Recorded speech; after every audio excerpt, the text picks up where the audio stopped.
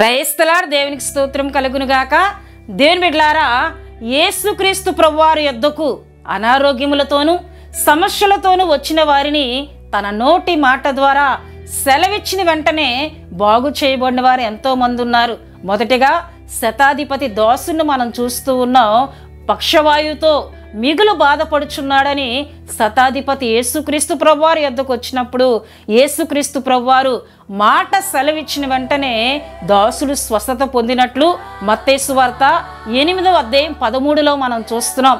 రెండవదిగా మనం చూసినట్లయితే ఒక ప్రధాని కుమారుడు మిగులు జ్వరముతో బాధపడుతున్నాడు, మరణముతో పోరాడుతూ ఉన్నాడు.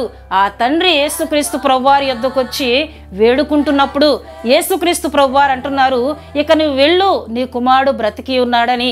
ఈ విషయములు మనకి యోహాను సువార్త 4వ అధ్యాయము 51 నుండి 53 వరకు చదివినట్లయితే అక్కడ మనం చూడగలం.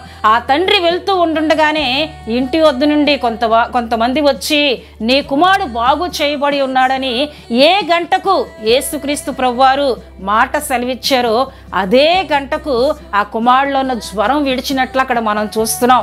మూడవదిగా మనం చూసినట్లయితే ఒక కానాను స్త్రీ తన కుమార్తె దయ్యం పట్టి మిగులు బాధపడుతుందని యేసుక్రీస్తు ప్రభువారిని వేడుకున్నప్పుడు ఆయన మాట సెలవివ్వగా ఆ కుమార్తెలను దయ్యం విడిచినట్లు మత్తయి సువార్త 15వ అధ్యాయము 28లో మనం చూస్తూ ఉన్నాం.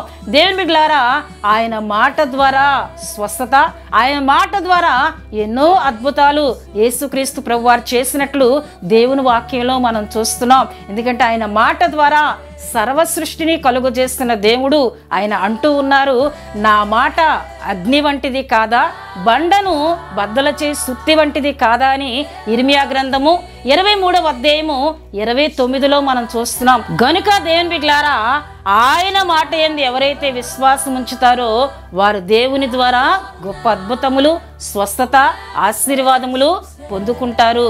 ఆయన యందు విశ్వాసం ఉంచి ఆయన ఇచ్చే ప్రతి దీవెన పొందుకుందాం.